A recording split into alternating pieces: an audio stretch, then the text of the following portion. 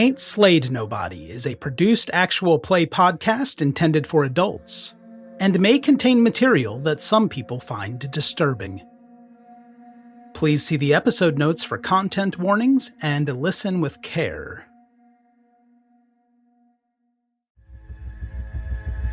Gripping at my skin, the walls of night closing around me. One last sleepless night until the other side can save me. Dripping from my eyes, seeing red tonight as I wait to say my last goodbye.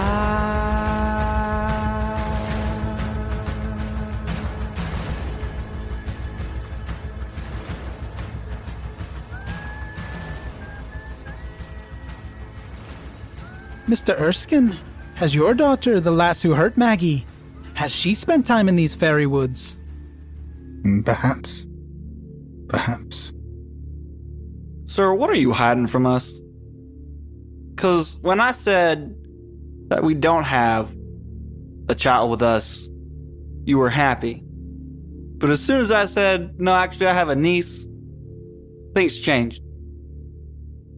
While you're having this conversation, Maggie has been stirring from under the anesthetic, and she's tried pushing herself up off the table and is looking a bit woozy, and then she looks around at the bunch of you and she seems to think that she can stand up and tries putting her feet down on the ground, and then there is this thump as she collapses in an untidy heap down on the ground. Oh, whoopsie. My bad. Probably should have made sure she was secure.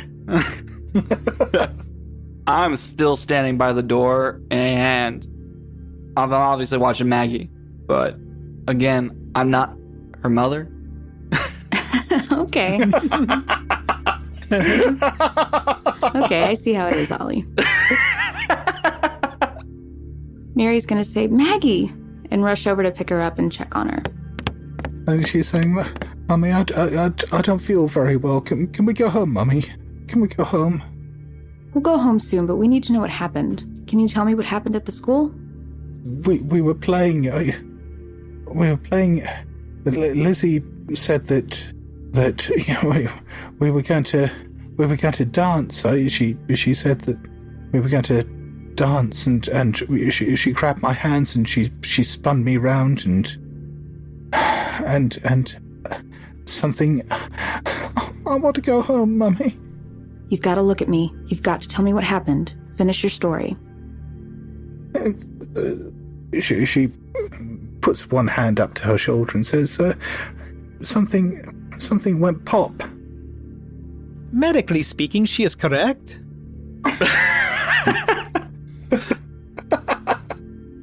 Mr. Erskine, tell us what you know. What? I don't know. What do you want to know?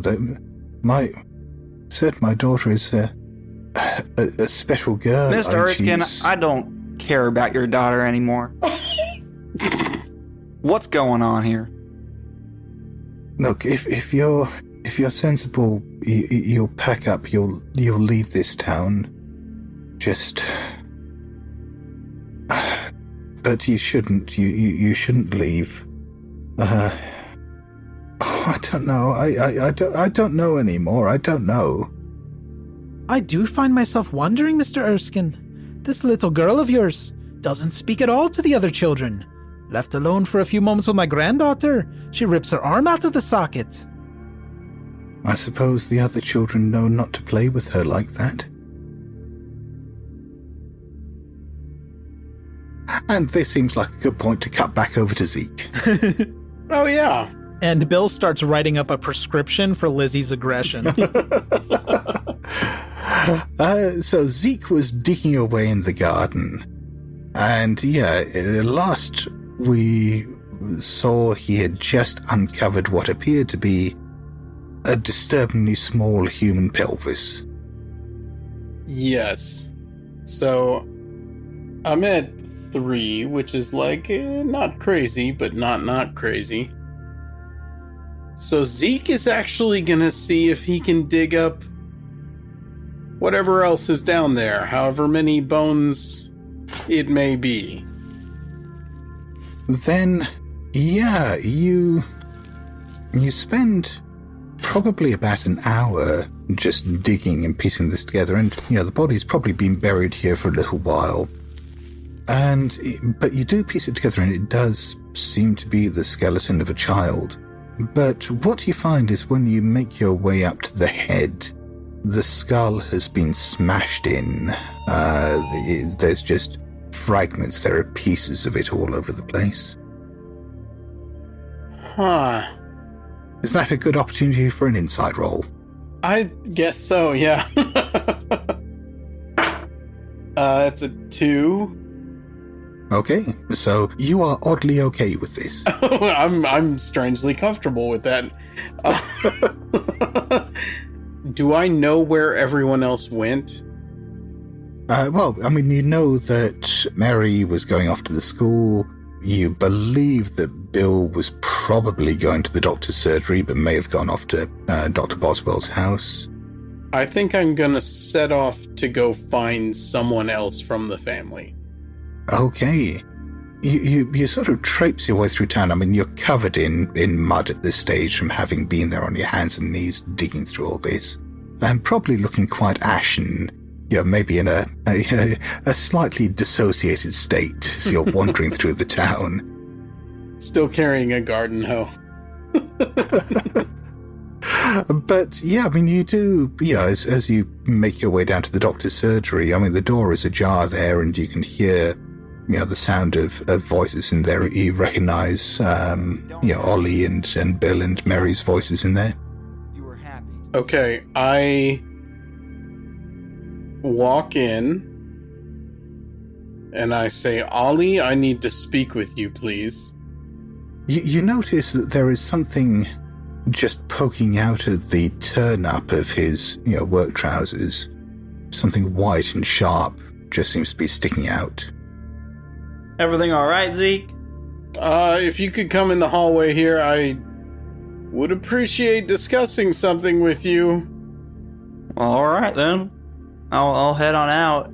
He comes out, and I tell him, Ollie, I was looking around the grounds, and I did a little bit of digging, and I mean, I found this. I'm assuming what was in my belt was one of the bone fragments.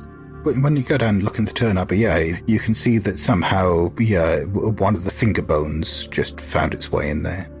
Oh, I didn't even know it was there. Cool. There is the body of a child that I have discovered on our property. Do I know how long ago? No. Oh, you could give me a D6 roll to try to work this out. A 4? From the state of the bones, from the fact that they're yellowed and, everything had rotted away, that, they'd all separated, you reckon that body's been there for quite a long time, certainly years. Hold on, Zeke. I'll walk back into the room. Mr. Erskine, what happened to your daughter? What do you mean? What happened to her? She's not quite the girl she was. I don't know what to tell you. 'Cause, sir, I remember you telling me, this is your words, that the farm, our farm, isn't a great place for children. So, spits some chew out.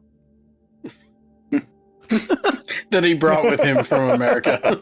From New Mexico. So, what, spitting into the same chamber pot that you vomited in a while back? Where else would I spit? He retrieved the chew from that pot just a minute ago. Yeah. Oh, God. Why would I waste good chew? Oh, God, it's the bathroom scene from Train Spotting all over again. Sir, these are your words. Why exactly is it dangerous for children there? It's... The fairies... I mean, the little people in there, they like the children. Zeke, can you come on in here for a second? I'd like you to meet somebody. And Zeke walks in just looking a total mess. Mr. Erskine, this is my brother-in-law, Zeke. Yes, how do you do? What exactly did you just find? Would you care to tell Mr. Erskine for me? There's the body of someone buried on our property. I don't know who it was. I was hoping we could maybe discuss this in private, but Mr. Erskine, if you have any thoughts on this... No, Zeke, Mr. Erskine knows a lot about this town. No, that's terrible. That's terrible. A body, you're saying? You found a body. Look, we've got to talk to the police. We've got to talk to...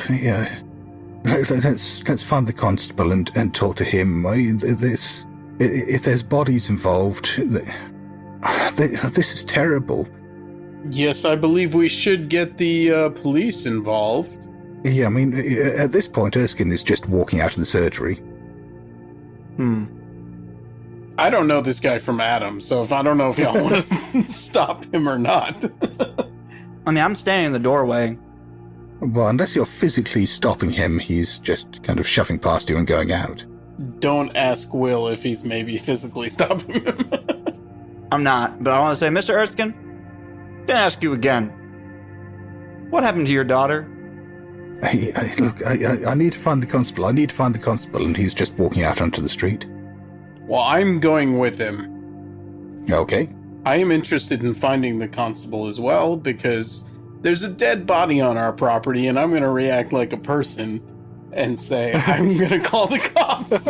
Yeah, I'll follow Zeke. I am very suspicious of Mr. Erskine. Just because everything he's telling me, it isn't adding up. Does Bill overhear enough to connect the name Erskine to the records he saw earlier? There wasn't too much about Callum Erskine, the father. There was quite a lot of stuff about Moira, about her having some kind of nervous ailment, and he's basically been prescribing her laudanum. Laudanum? I'm familiar with the stuff. Yes. How much of that conversation that just happened is Bill privy to? Well, I think actually all of it. The doctor's surgery isn't large, and I don't think anyone had shut any doors, so you'd be pretty hard-pressed not to hear all that. Okay. Maddie, bring Maggie along. We need to chase these boys down. I need to know more about this skeleton Zeke found. We'll wait here at the surgery. Maggie isn't leaving here yet. She's just starting to come around. With all that's happening, Maddie, I'd feel better if we stick together. The constable's house might be the safest place for all of us right now. We need to let Maggie rest. Whatever you do, Maddie, whatever you do, don't go back to the house without us. There's something going on here, and I don't like it. We need to figure it out before we go back there. Of course, we'll wait for you here. And where are the rest of us heading then? Where Mr. Erskine is leading you to is basically just someone's house. He knocks on the door and says, Alec, are you home? It's after a few seconds, the door opens, and there's a middle-aged man, slightly overweight, with thick whiskers, who opens the door. He's sort of dressed in a police uniform. It's not quite done all the way up yet. Yeah, he opens the door and... what is it, Callum? And he looks round at alarm at the rest of you. Has something happened? Yes, something has happened. We have discovered the body of a child on our property, and I need you to come take a look straight away. By the way, seeing as you're there in the doorway talking to him, give me a roll just to see whether you notice something. That's a 6. Oh dear. Okay. Right. You see, standing in the back, I mean, this is a fairly small house, and there's basically just a single room on the ground floor that's got a hearth and a table with a couple of chairs. And you can see that standing behind the constable is a little girl. She's standing there. I mean, she's wearing, a fairly tatty, faded-looking dress, and she's standing there just basically staring at the wall. And as the sounds come from outside, she looks around, and there's something about the way her neck bends that you really don't like. And as the light catches her eyes, the way that they're reflected in the eyes, that's just wrong. Human eyes don't reflect like that. They almost seem white for a moment. And I think that's a good time for an insight roll. Sure. That is a 4. Am I trying to roll above or below my number? You want to roll below. So I did not. So your insight goes up by 1. Okay, I'm at 4 now. So basically at this stage, you are coming unraveled. I mean, it's up to you how you play this, but you are not holding your shit together well at all right now. I actually make an audible noise, kind of a nah, and take a step backwards out of the door, just reflexively. I'm not trying to be rude, but I am also unnerved by kind of everything. Well, I think as this is a pure reflex, and you're not in full control. You not only step back, but there's cobblestones out there. It's an uneven surface, and you just trip over, and you can fall heavily on the ground. I mean, yes, that makes sense. Yeah, I mean, everyone else can hear Zeke just cry out, and he's just sitting there, his eyes wide with terror, just panting.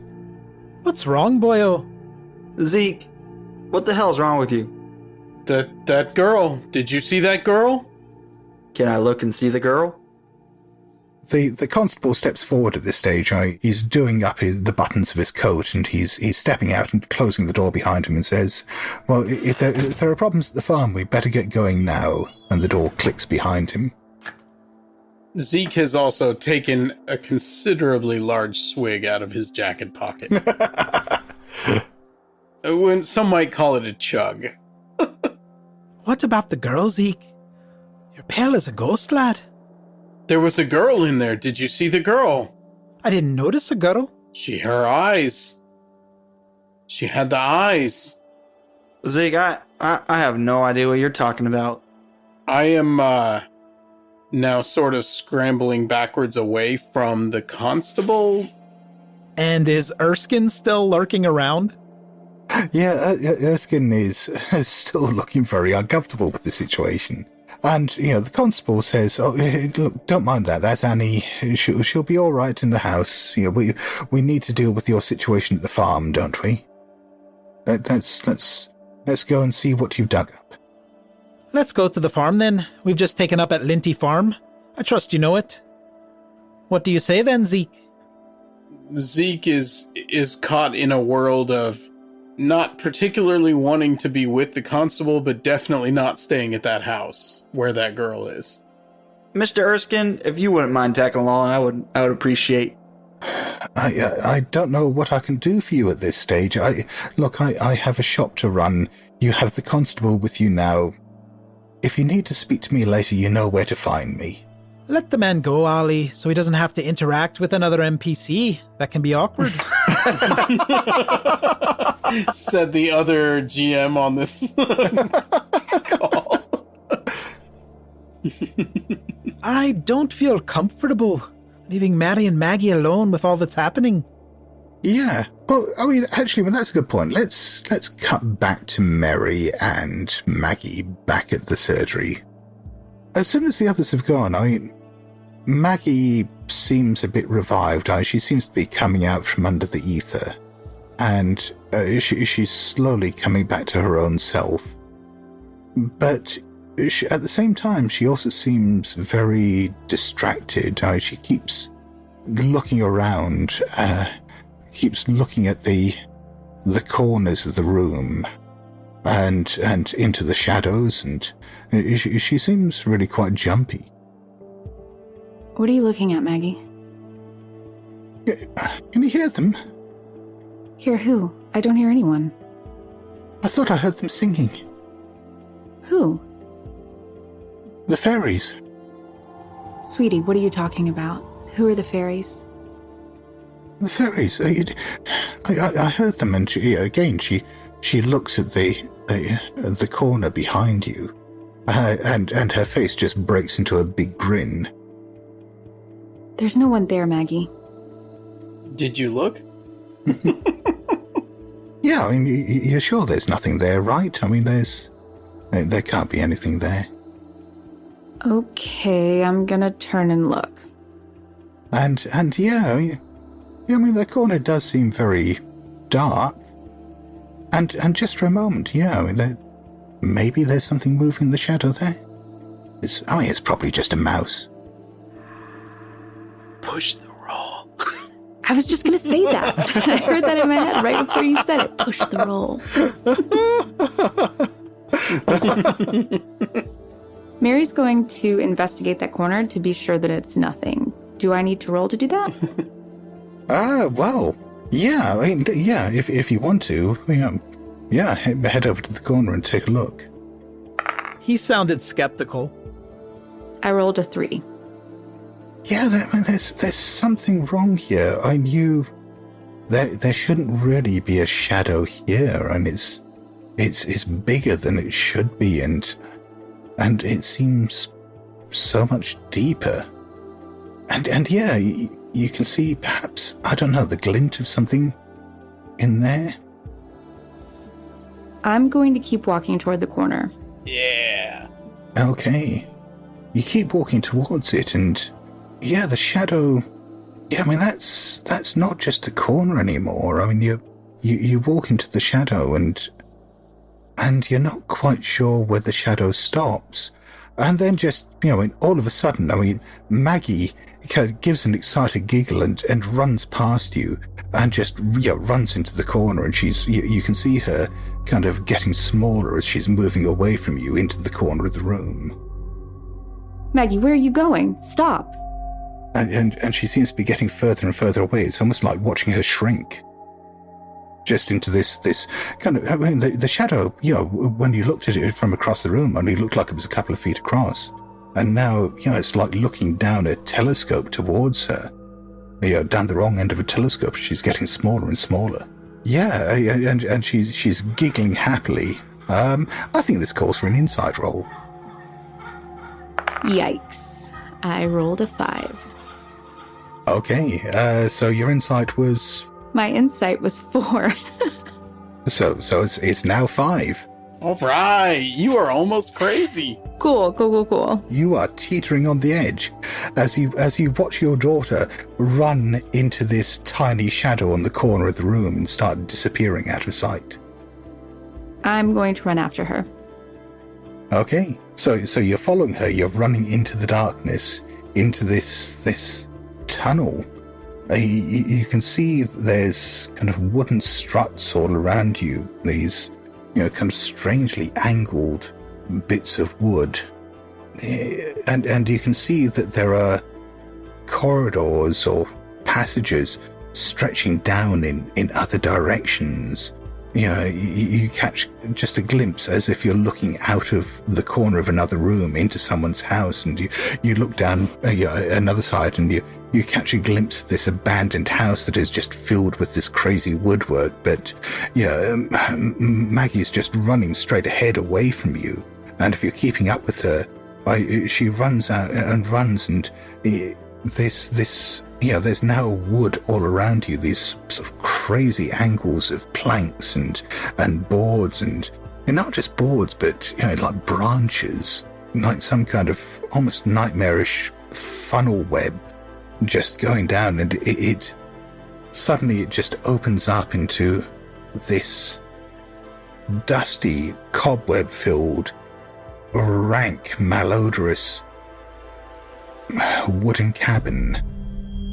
Yeah, Maggie just runs straight out into it, and you can see a few things. That there's, a pile of rags or something on the ground, pile of sticks and rags just in one corner. But there's a man sitting on the ground just beside this pile of rags. He seemed to be playing, at least fiddling with what looked like a bowl on the ground, just rocking it backwards and forwards.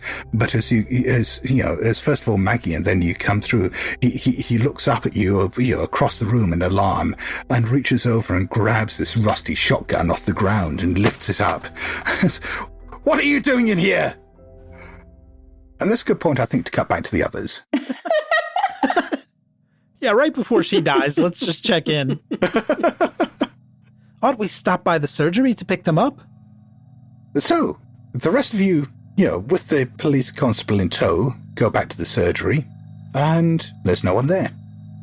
I told them to wait right here. We weren't gone very long. Why would they leave? They don't know this town at all. Where would they go? I'm gonna look to see if there's any, evidence of them leaving. It was dusty, wasn't it? Are there footprints going in? How many footprints are coming out? Yeah, give me a D6 roll and see how you do. It's a 4. Yeah, the most recent set of footprints in the dust. Yeah, both Maggie's and Mary's just seem to walk up to a corner and then just stop there. So there was no child-sized footprints leaving the room. They're just going to a corner? Yep. Seem to go one way, and that's that. Y'all, they're in the corner. It's fine. I say, where are my wife and daughter? They were just here. I'm surprised we didn't cross paths with them on our way back here.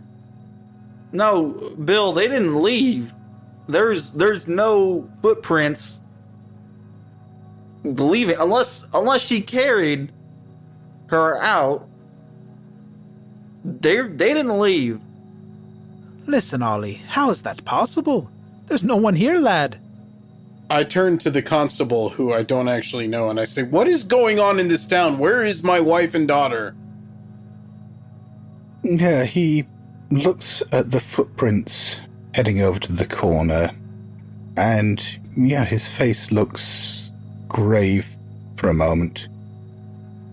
And he sighs and, I'm not sure what can be done now. Yes, What can be done about what? What are you on about? I really don't know, sir. I've only seen something like this once before, over at the old Wayne house. Is that our house? No, that's Batman's house. Okay, cool. Stately Wayne Manor. Oh, what did you see? What did you see there, Constable? He did some very strange things that I don't understand, and he found ways of making corners that weren't corners. You mean walls?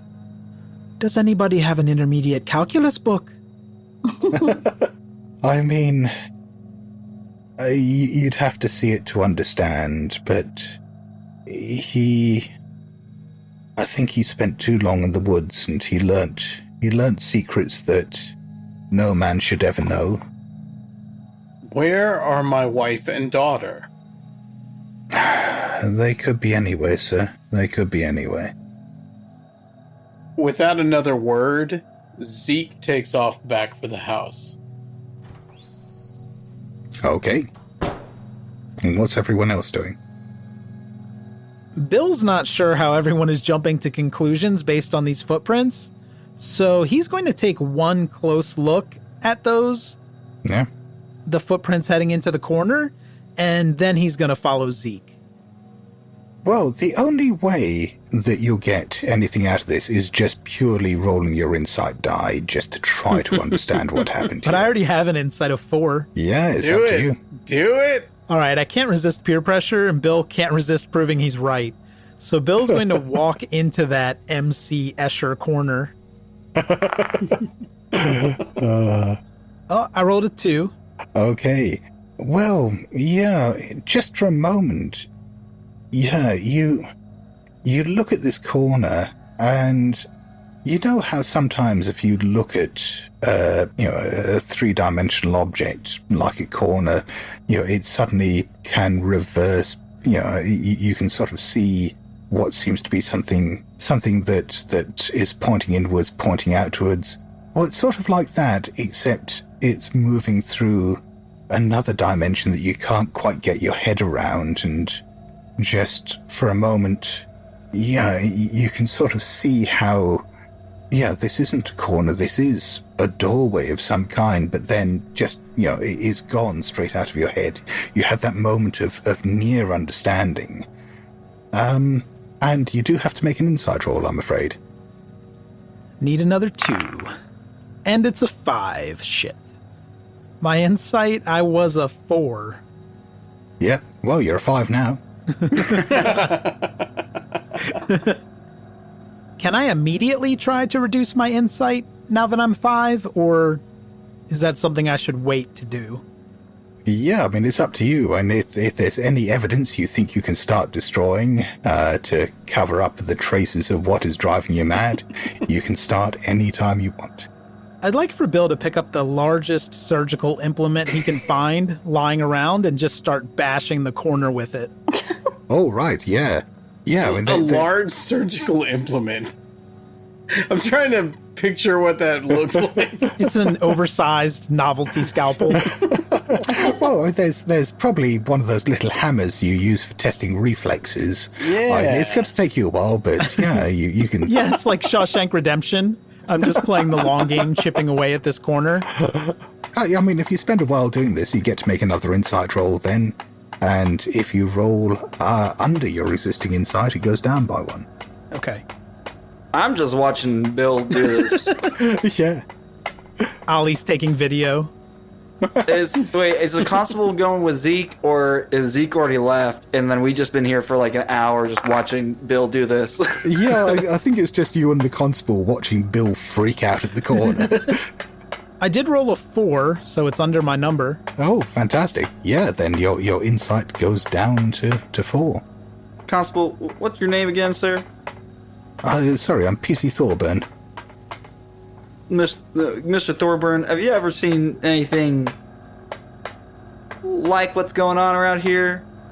With that reflex hammer specifically. I mean, even though, Bill is obviously in a fugue state at the moment, I mean, the name Thorburn, I mean, you do recognize that as one of the names that had the pages ripped out from after it in the ledgers. Oh, Alec Thorburn.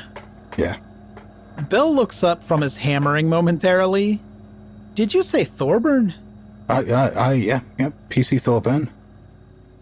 You spent some time here with Dr. Boswell. You and your family. I saw your name in his records.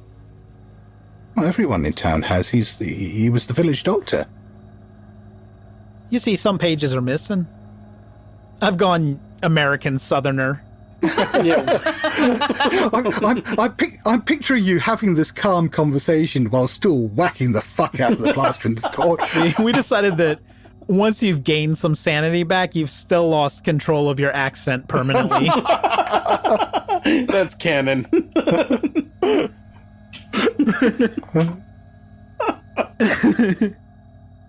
Mr. Thorburn, there were some pages missing from your file in Boswell's record. What do you know about it? I think as you were, effectively interrogating him here, waving this hammer around in a rather mad manner. Yeah, I'll let you make a roll for this, and this is going to be an opposed roll, so I shall roll against you for this. Okay. Roll high, Cup. It's a 1. I rolled a 6. That's not high. Does that mean that your guy goes crazy, or no? He says, you'd have to ask the doctor about that. I don't know. He's the one who keeps the records. Correction, I am the doctor now. I am the captain now. I'm sure you are, sir, he says as he watches you hammer the corner again. Yes, of course you are. The corner's reflexes are fine, if anyone's wondering. Since I lost the opposed roll, do I need to just be satisfied by that? Or can I do the re-roll thing? Yeah, I mean, if you roll your insight die. Oh boy. Do it. Push it. Oh, I rolled a 6. I wanted a 5, though. Okay, well, yeah, I mean, I can't possibly beat that then. And I rolled a 2 anyway, which is a bit shit. So was it your insight die that came up a 6 then? Yes. So you need to make an insight roll. Okay, so the 6 isn't bad for me. Not yet. Whoa, not yet. But it's ripe with potential. Okay. That's one way to say it. Sure, yeah. I rolled another 6. Fantastic. So your insight is back up to 5 as you are still hammering away at the corner. I love that you sobered up just long enough to ask him one more question and then went right back crazy again. Yeah, you're now working away at the floorboards. You've made quite a nice big hole there. And, yeah, PC Thorburn, he looks very serious for a moment and says, I suppose then Dr. Boswell must have been doing me a kindness as he's done for so many people here and removed the records for Annie. Annie? Annie, my daughter. Or, well, what I call my daughter. Why would he remove the records for your daughter? And was your daughter? These things just aren't making sense, sir. Please spare console some explanation. It's so hard to explain. It's going to sound mad if I tell you, but can't be madder than watching my dad hammer the corner. Yeah, that is a fair point. You're right. That might sound crazy. He says he looks at you very, very seriously. I mean, he's looking at Ollie, obviously, as Bill is, getting stuck into the corner again.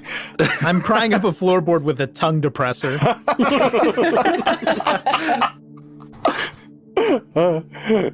He looks very seriously at Ollie and says, have you ever heard the stories about changelings? Are they the same ones about fairies? Yes, sort of.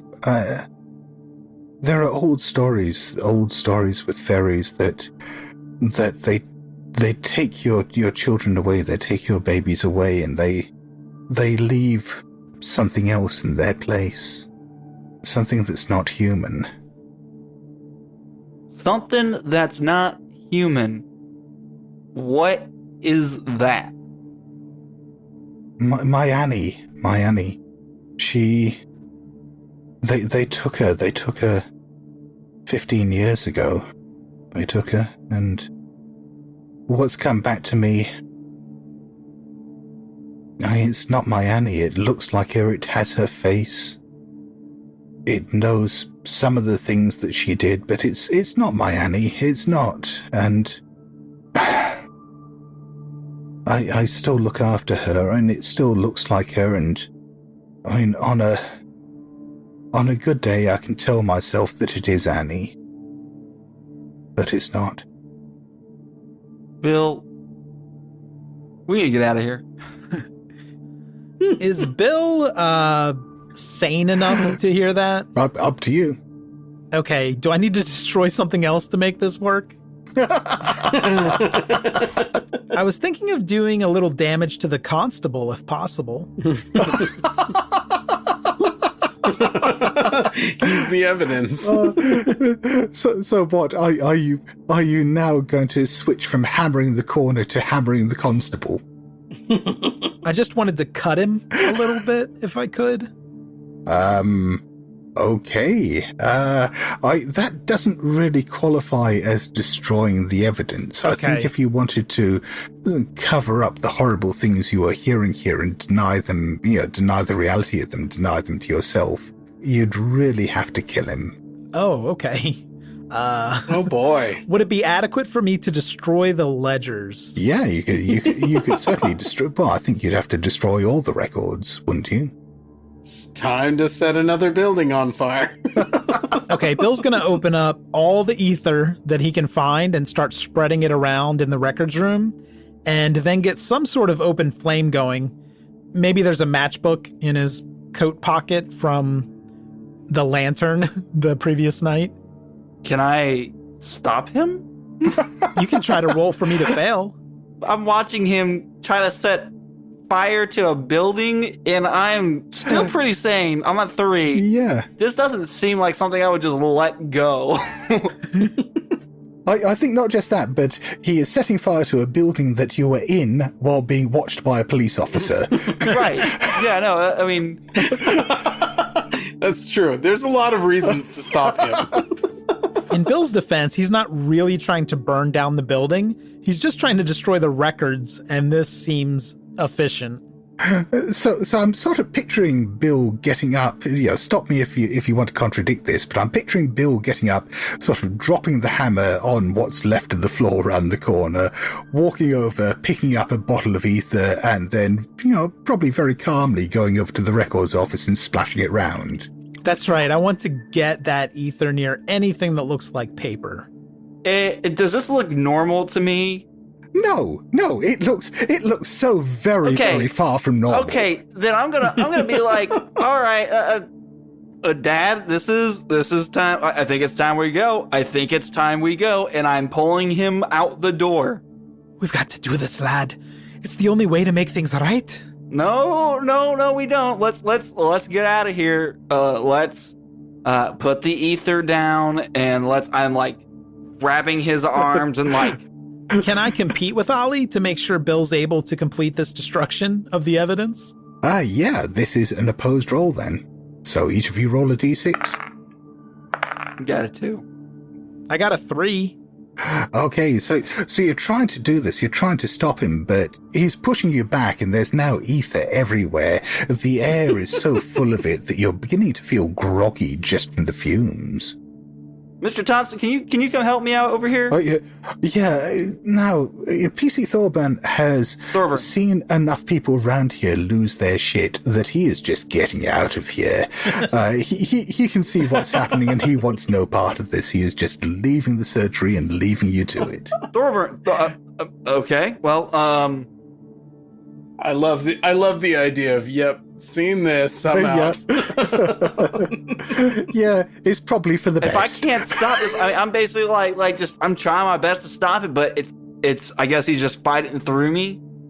Yeah. Man, it's hard to stop a human being from doing what they want, no matter how old or young they are.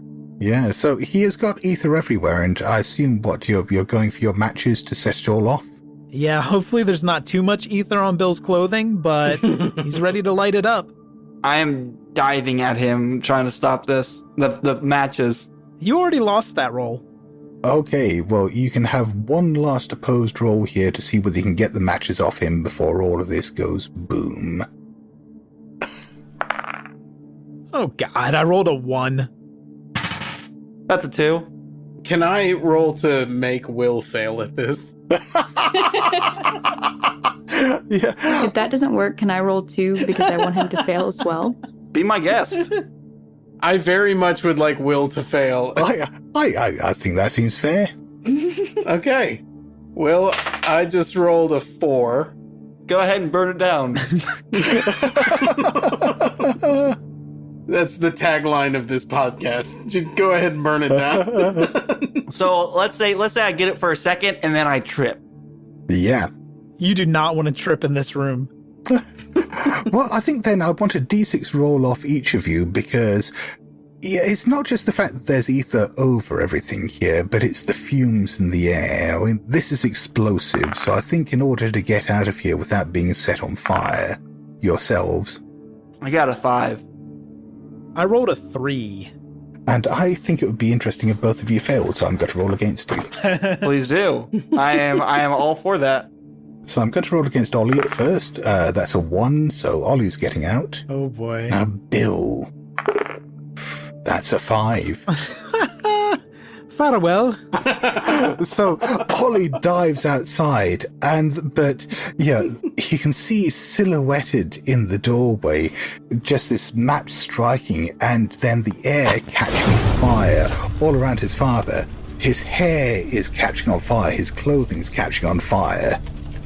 Can Bill try to roll into that corner? Well, I mean, Bill might have been able to go into that corner if he hadn't destroyed it. Oh, true. I'm going to go and try to stop that. I'm going to go and... You go on, Ollie. I'll be fine. You're going back in? I'm not going to watch my father die. Oh, well, give me a roll then to see whether you can drag him out. And again, I think it would be interesting if he failed, so I'm going to roll against you. That's a 1. I'm going to try again. Oh, you'll have to roll your inside die. So roll 2 dice and make sure you know which one is your inside die. Insight's first one. God damn it, 6. And the next one is also a 6. Hey. Oh, okay, so you don't actually have to make an inside roll because they're tied there, and I can't beat that, so I won't bother rolling against you. Oh, actually, no, I can equal it and force a reroll, but I didn't. So, yeah, you grab your father. I mean, his skin is burnt at this stage, his clothing is smouldering, his eyebrows are gone, his hair is just crispy, but you drag him out of the conflagration. What in the hell do you think you're doing? So glad that you brought that back out like he's gonna live. It's 1890. What in the hell do you think you're doing? I sound like Shaggy.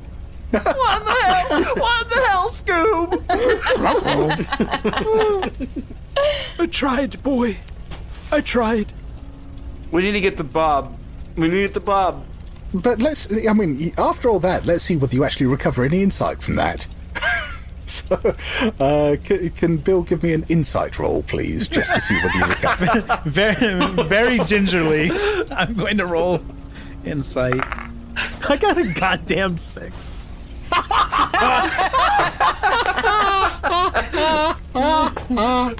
So you set yourself on fire and it didn't help. No, it didn't. Not one bit. So the doctor's surgery is burning away merrily. I mean, it's a stone building, so it won't burn down. Does anybody care? Yeah, there are now a number of the townsfolk who are coming out, those who are at home and not out working. And yeah, fairly quickly they organise a bucket brigade and start getting buckets of water and passing them up. And in time they do manage to put the fire out. The building itself, doesn't collapse. I mean, it's a sandstone block building, so the structure itself is solid. But yeah, all the materials in the surgery, all the medicines that were in there, the tools, the records, the things that might have helped a burn victim. Yeah, all of those are just completely gone now. And Ollie, knowing that Mary and I know that they didn't leave. Well, actually, that's a good point. Let's cut back to Mary and Maggie and see what's going on.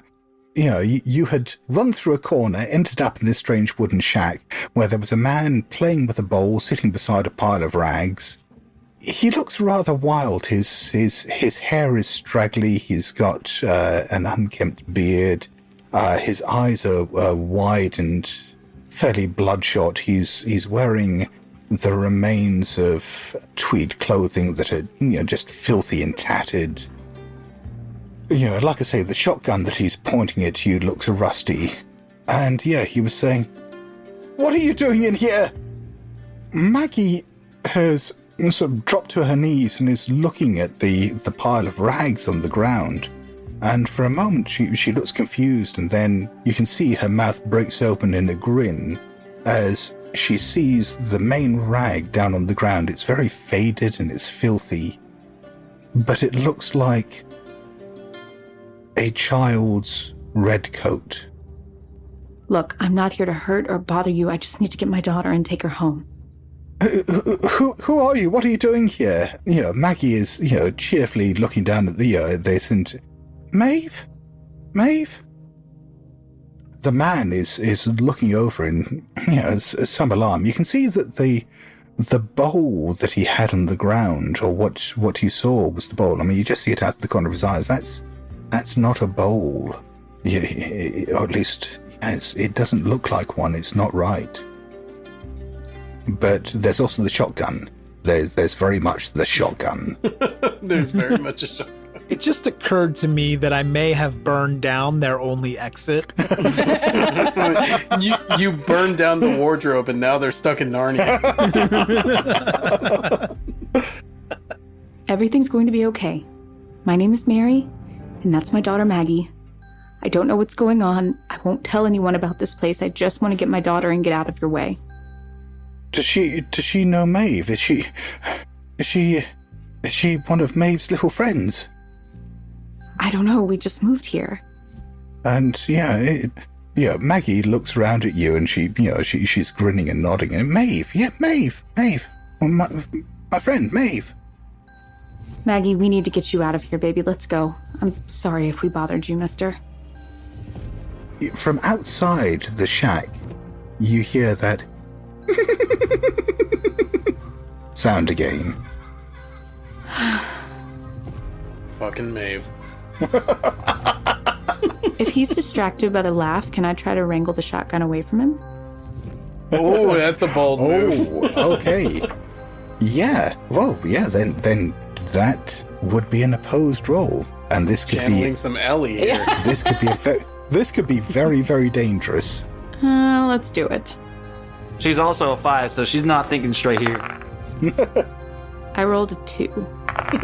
I rolled a 4. Yikes. Okay. Oh no. So, you jump at this man who's holding the shotgun, and all of a sudden there is this almighty explosion. It deafens you. You can feel just burning pain across the side of your face and your shoulder.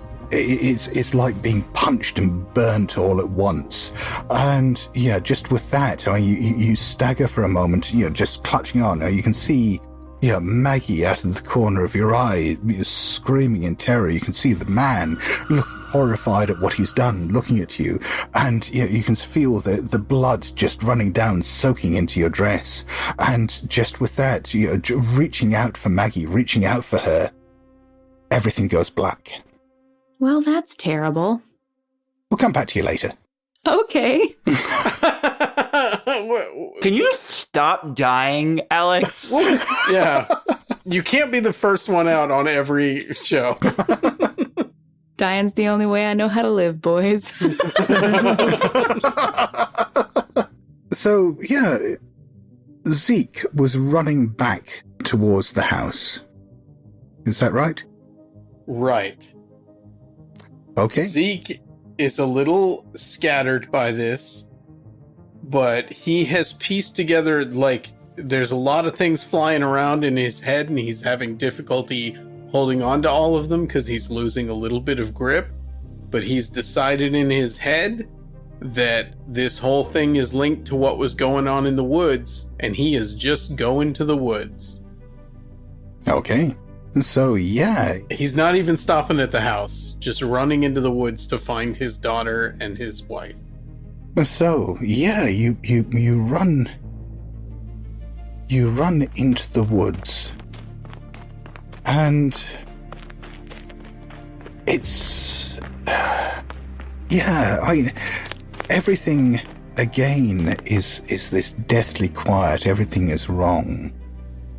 And yeah, almost immediately, you're not sure where you are. You're not sure if it's day or night. I mean, you're not sure how much time is passing outside. I mean, maybe it's got dark again, or maybe it's just the thick canopy of trees, and you can hear, there is a wind blowing now between the branches of the trees, and some of them rattling, and there's this odd buzzing sound that's the trees are making. You can see the lights moving between the tree branches again as the wind picks up and whips up some of the pine needles from the ground, just stinging your eye, whipping it, stinging your skin, and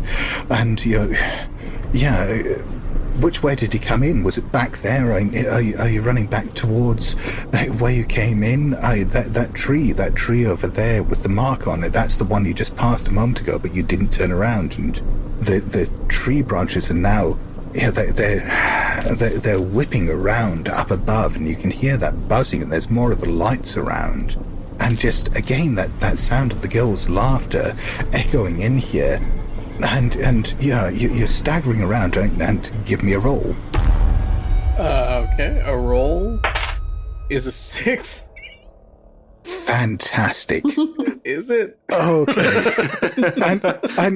and so somehow, against the odds, you stagger out and you come into this clearing in the woods, and suddenly all the wind just dies down. And you're in a large clearing in the trees.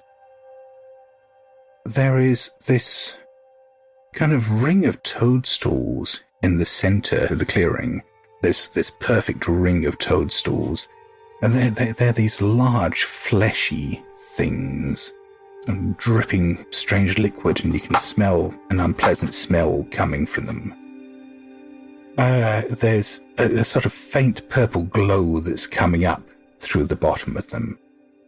But what perhaps seems even more important at this stage, you can see the bright sun above you now, brighter than when you came in, and there, sitting against the tree on the edge of the clearing on the far side, you can see Maggie. She's sitting there, just sitting against the tree, leaning back against it, her eyes closed, and there's a little trickle of blood running down her face.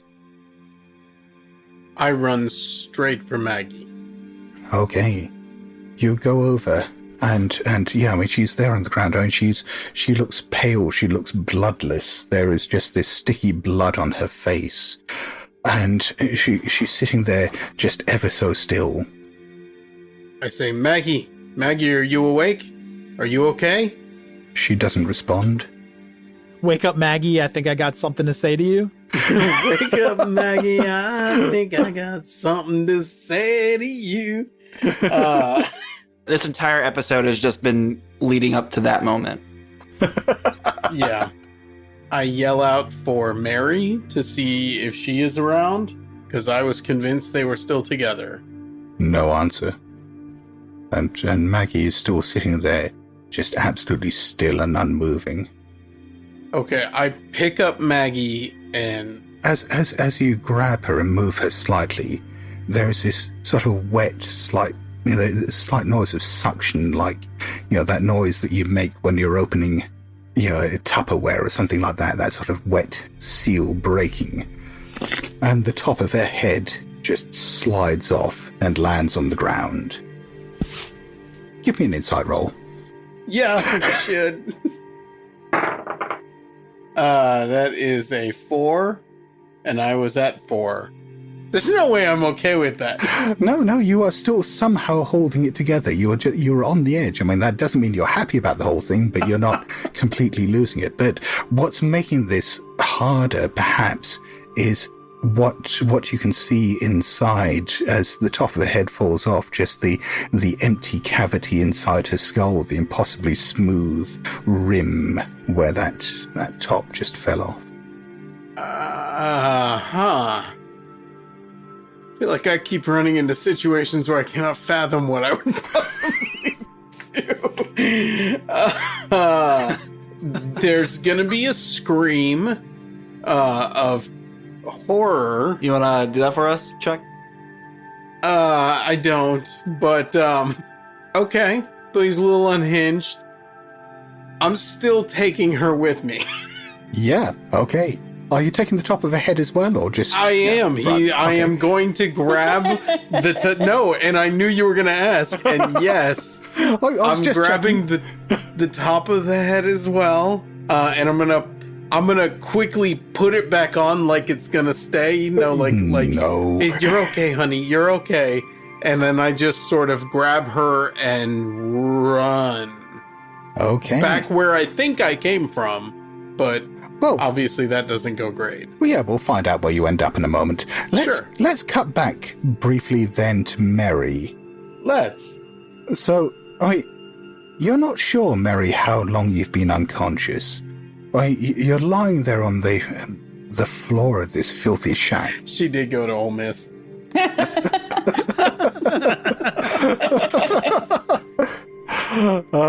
And yeah, as you come round, you try lifting your head up for a moment and you realize that it's half stuck to the floorboards, that there is congealing blood that is just pooled around your face, and as you try to lift your head, there's just this as it kind of pulls away and yanks some of your hair out. Oh my god. And the crazed-looking man is still kneeling there looking at you, and also looking at you there, you can see there's Maggie. She's looking at you, just again on her knees, just staring at you. As you kind of open your eyes and start fighting back to consciousness, she looks at you and says, "Are you dead?" No, sweetie, I don't think so. Oh. Yes, I thought... Yes, it can be difficult to tell sometimes. I still need to understand these things. Yes, you do seem to be functional. Can I try to sit up again? Yeah. I assume the top of my head's been cut too, so we might as well find out if they're using it like a bowl. No, you're going to push yourself up. The top of your head is still mercifully intact. You can feel that. Yeah, that was not for sure. The left side of your face is a bloody mess. You sort of hesitantly put your hand up, and you can feel that there isn't really much of your ear left anymore. Lovely. And the rest of it just feels like minced meat. The man looks at you and says, "Oh, I'm sorry. I'm so sorry. I didn't realize that you were friends of Maeve's, and I should have known. I'm so sorry. I'm so sorry. Look, don't tell the fairies what I did. They won't like it. They won't like it." Who are the fairies? The fairies out there, in the woods, the little people who live out there, they live out there in the fairy ring. It's like, did you ever hear the story of Childe Roland? Of course you haven't heard the story of Childe Roland, but it's like that, except it's not a kirk, it's a fairy ring, and if you walk around 3 times, you'll be like, you'll be like Bird Allen, and you'll end up in Fairyland. But it's not a kirk and it's not Fairyland. But it's just like that. I just want to leave. Please tell me how to get out of here. You just go, don't you? You go. She can take you, and points at Maggie. She'll know the way. Can I follow Maggie? Can I do that? If you give an indication that you need help, Maggie comes over and helps you to your feet, and she's got as she grabs your hand and helps you up, there is this, iron vice-like grip. Her skin, it feels a bit wrong. It's sort of cold and clammy and waxy as she's holding onto you, but she pulls you neatly up onto your feet. You're still dizzy. You can't see properly out of your left eye. Maybe your left eye's gone. You don't know. I'd like to leave now and not die. Okay. Maggie, will you help me get out of the cabin? Where should we go? Where do we go now? We just need to get home. Do you know the way home, Maggie? Is that the house just outside the woods? Yes, don't you remember? It's our new house. I know the way. she says. And she starts leading you by the hand, this cold, clammy grip holding on as she leads you out. Every now and then, when you feel dizzy and sway, she helps prop you up. And, she slowly starts leading you out of Hobbs Wood. Let's cut back to the father and son, the McDonalds, after their little conflagration.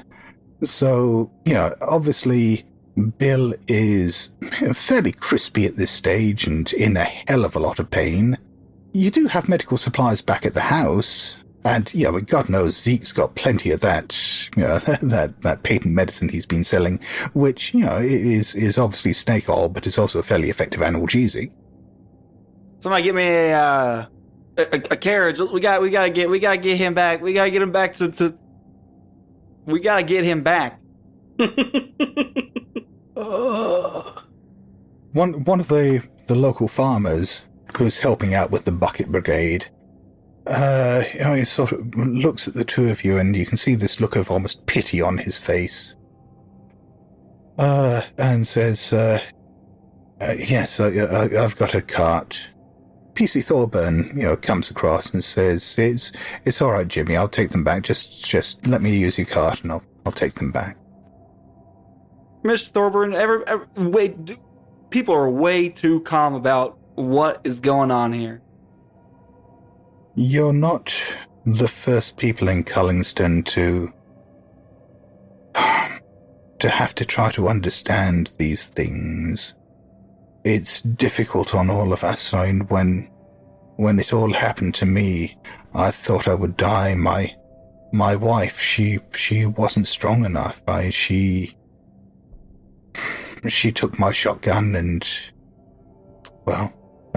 now Annie is my responsibility and mine alone. What happened to Mr. Erskine's wife? I assume we are having this nice conversation as we load Bill onto a cart. Yes, poor Moira. What happened to Lizzie all those years ago? That was hard on her as well. She never learnt the lesson that I had to learn all that time back.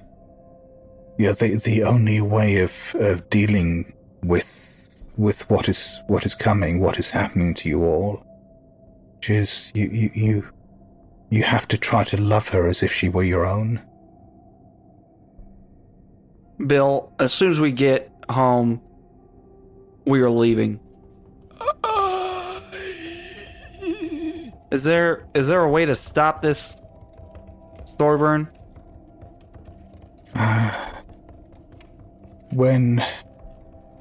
When the little people, the fairies, whatever you want to call them, when they decide that they're going to take a child, you can try to stop them, but if you get in their way, they'll destroy all of you. They'll kill all of you. They are cruel and merciless.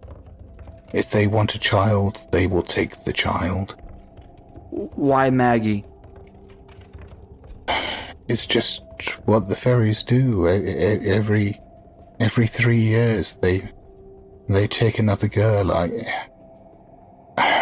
When you bought Linty Farm, some people didn't want to sell it to you. Some of the people in the town, others knew.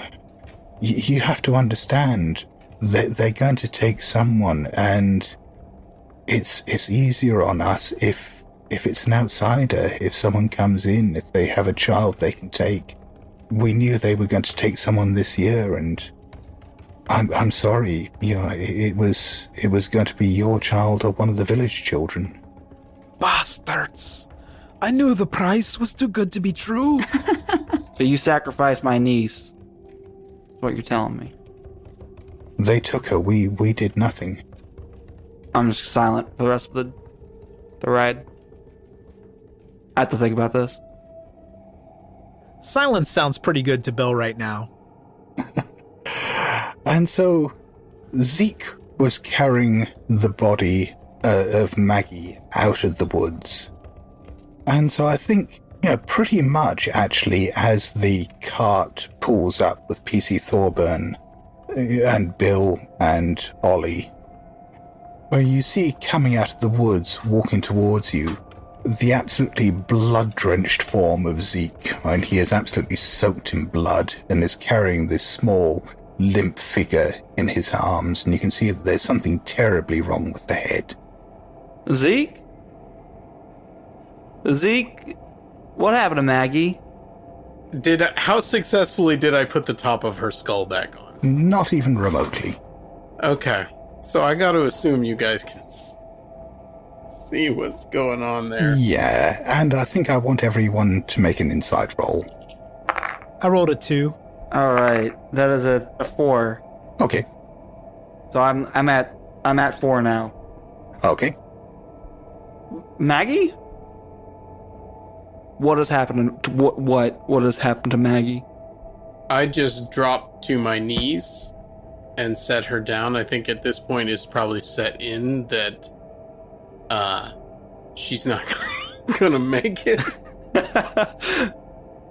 And then I am going to look and see if those needle marks are still on her Oh, yes. abdomen.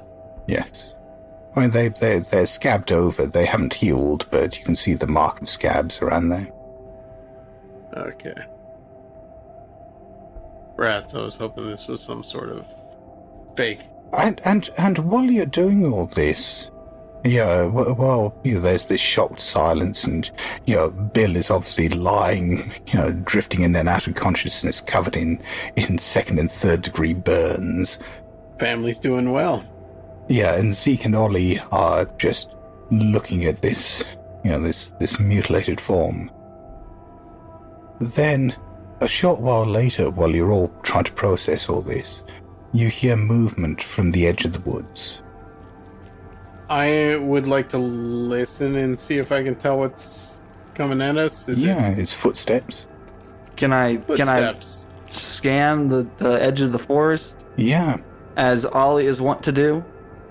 Yeah, no roll necessary. You can see coming out through the trees.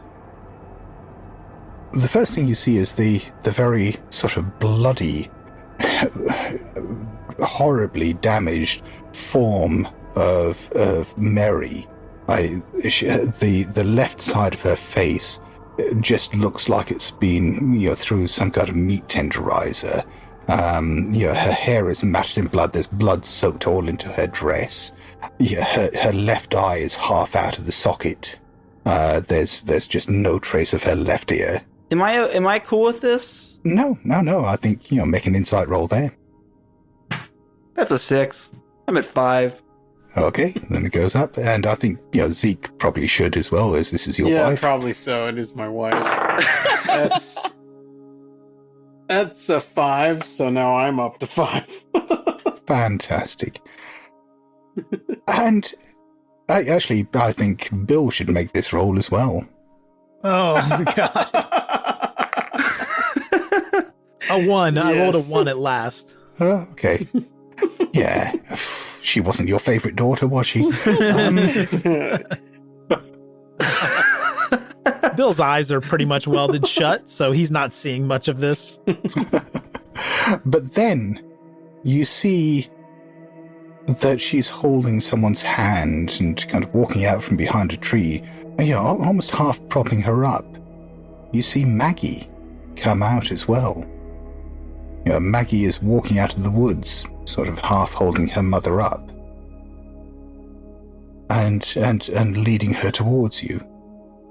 And I also have Maggie. Yes, you're looking down at the mutilated remains of your daughter. And, this Maggie is walking towards you, leading, your swaying wife with her horribly damaged face. And this Maggie looks at you without any expression on her face and says, "Is this where we live?" I, Zeke, am going to run over there without saying hello to Maggie. I'm going to run up to her and see if she also has the needle marks. And yeah, you kind of open up her dress, and as you do so, you can feel her skin is cold and clammy, and there are no marks on her stomach. And you look down, and there isn't even a navel there. There's no belly button. There's just this smooth, white, waxy skin. And she, again in this flat voice, she says, "Are you trying to hurt me? Do you want to kill me?" Let's have an insight roll. Let's. Come on, no whammy. Okay, that's a 2. I'm still holding on. Okay.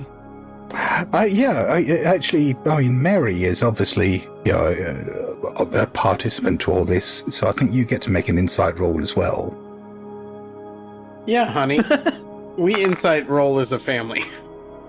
I rolled 4. Okay, and what's your insight at the moment? 5. Okay, so it stays on 5. So you're all holding it together. So I'm at a 5, which is what we would describe that as brink of madness. Yes, yeah, basically, one stiff breeze and you're toppling. And in an... I don't know if I want to do this. I'm just going to say, at this point... What I was about to say was so unpleasant that I don't know if I can get it out of my mouth. Oh, go for it. I think the situation warrants it, whatever it is. In order to reduce myself from a 5, I need to destroy the evidence of my madness, right? Yep. And right or wrong, Zeke is convinced this is not his daughter. Okay. Which means he would need to destroy his daughter, and I don't like saying that. So what would Zeke attempting to destroy his daughter look like? I don't want... This is a path I didn't want to go down. I'm full of regret right now. You stepped on that rusty hoe when you were walking over, maybe? You could use that. We're going to start off with me screaming at her to be gone. And she just looks at you again with those blank eyes and says, "Why are you angry at me? Have I done something wrong? Should I modify my behavior? What do you expect me to do?" I grab Mary and I say, "This is not our daughter." What do you mean it's not her? Of course it's her. Look at her. It's not. It's not her. Look at her.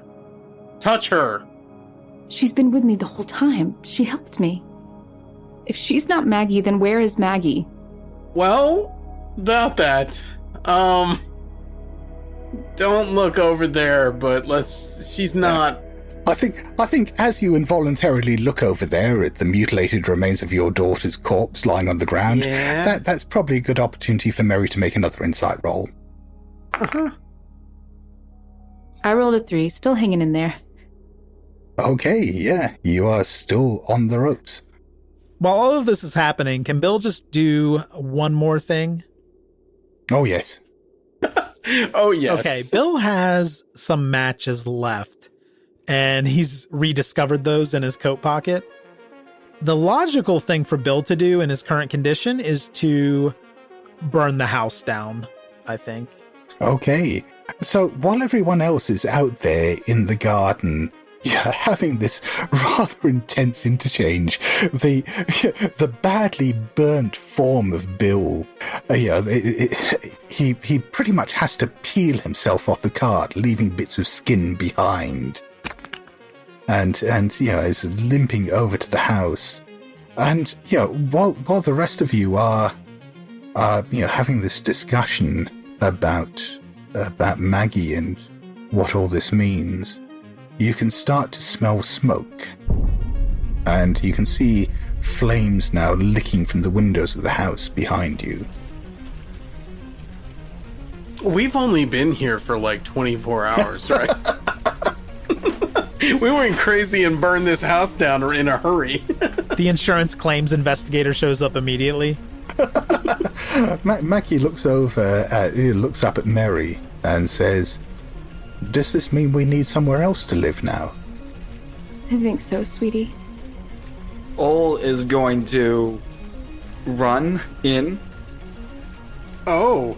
Run in? Run in, he said. Yeah. I don't know why. Maybe quit saving your crazy father. Yeah. Well, this time, yeah, I don't think there's any saving him, because as you run into the burning building, you realize that what has happened this time is that your father hasn't just gone around splashing lamp oil everywhere. What he's done is he's splashed the lamp oil all over himself, set himself on fire, and is now just staggering through the house, leaving trails of fire everywhere he's going. All right, I'm leaving. Maybe grab a sandwich or some cake on the way out. And I yell at Maggie number 2 that she does not live with us. She holds onto Mary's hand and looks up at Mary and says, "Can I live with you?" I say, Mary, this is not our daughter. Be gone, demon. She's still holding onto your hand. Of course. You'll live with us. I like that. Ollie is just gonna go sit at the front of the driveway and just sit down and think.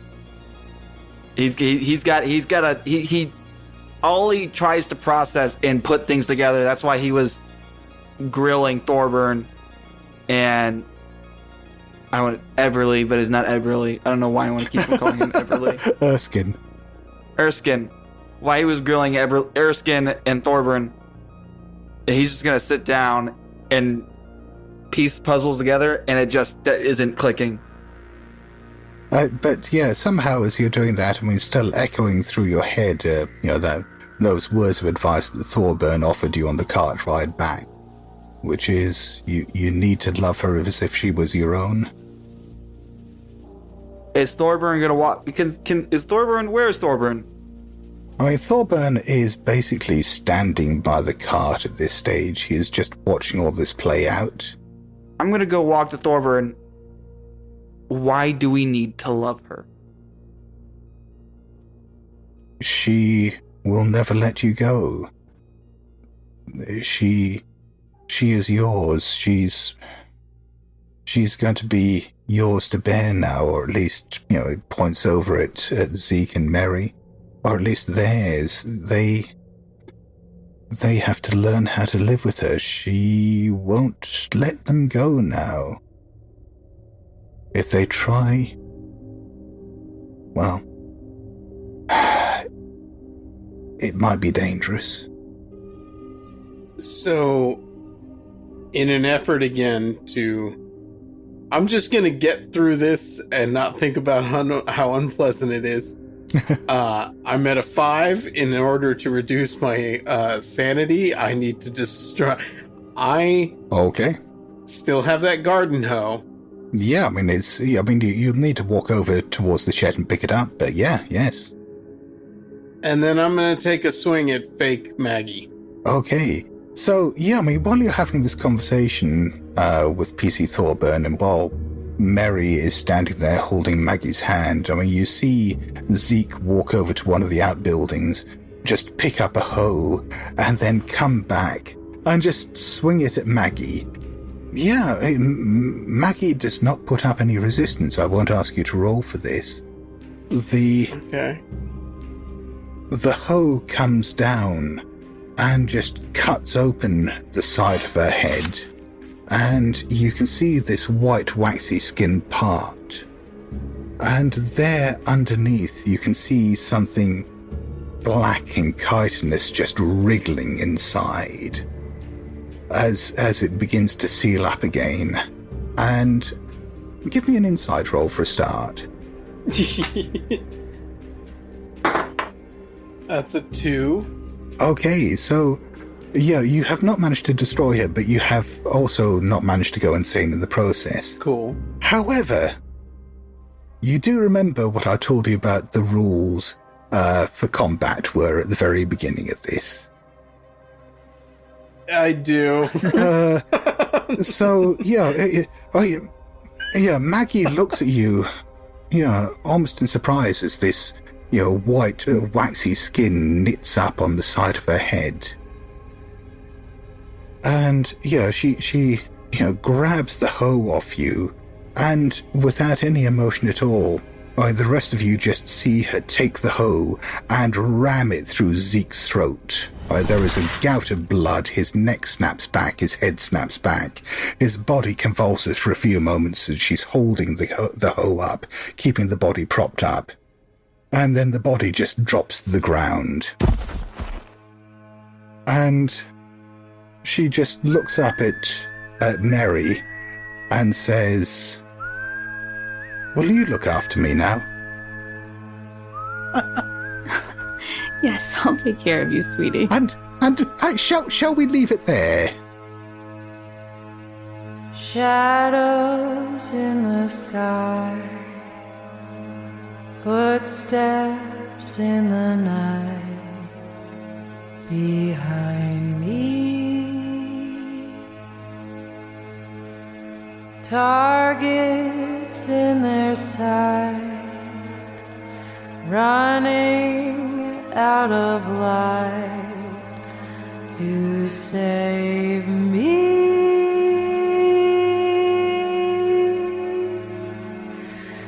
Red moon on the rise, you say your last good night, while I keep getting What I would like is for those surviving members of the family, so that would be Mary and Ollie, to perhaps give me little codas of how their lives progress from this point onwards now that you have this very new and very different Maggie in your midst. I'm so glad I'm dead.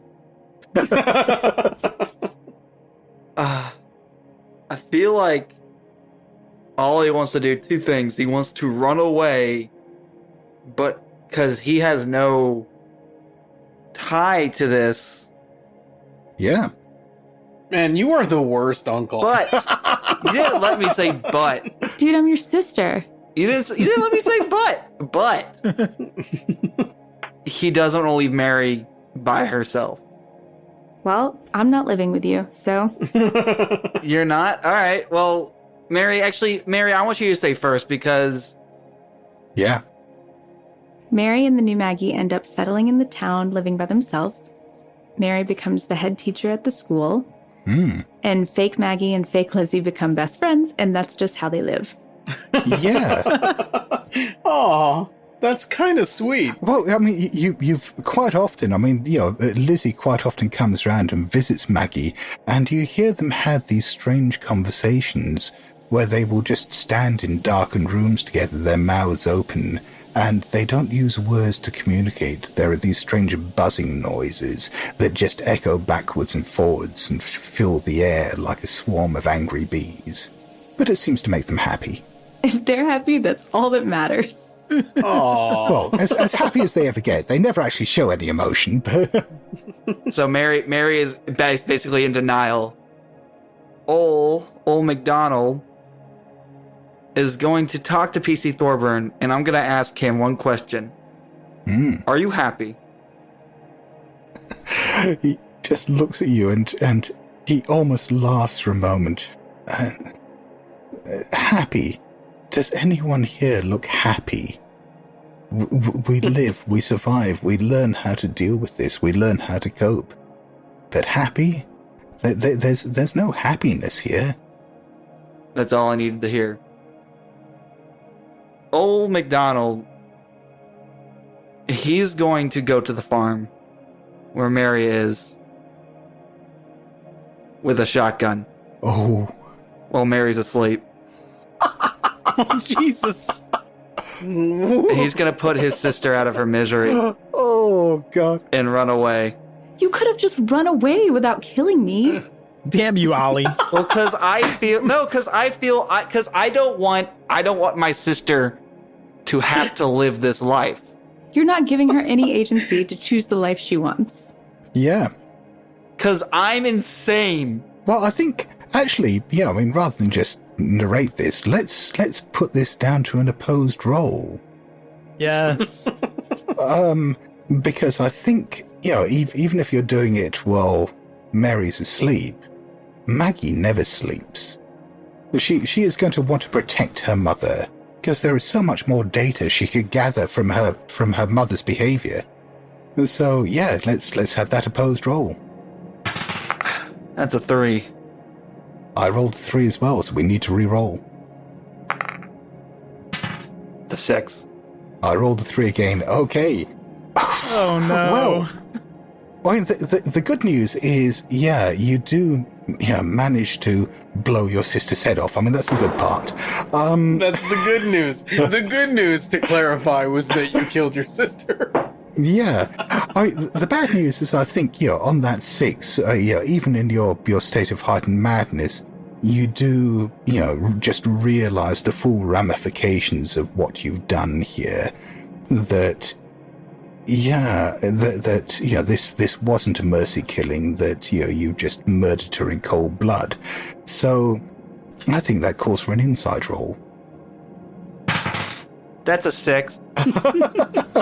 Then I think, as the last surviving member of the family, then, as your mind goes, we sort of leave it then, perhaps with this, image of this young man and this young girl traveling now on a steamer back towards the US. So, they're sitting there, they're holding hands in, across a dining table. Obviously Maggie's not eating anything, but she is just staring intently at everything that's going on. And she says, "Tell me again what things we will see in the new land. I have so much to report."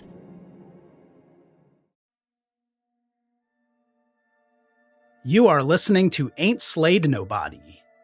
For ad-free episodes, heaps of bonus content, and special programming, please join our Patreon posse at patreon.com/ain'tslayed. Or subscribe to Ain't Slayed Nobody Plus at Apple Podcasts. See the show notes for full credits, and help us grow by posting friendly reviews and spreading the word to your friends and followers.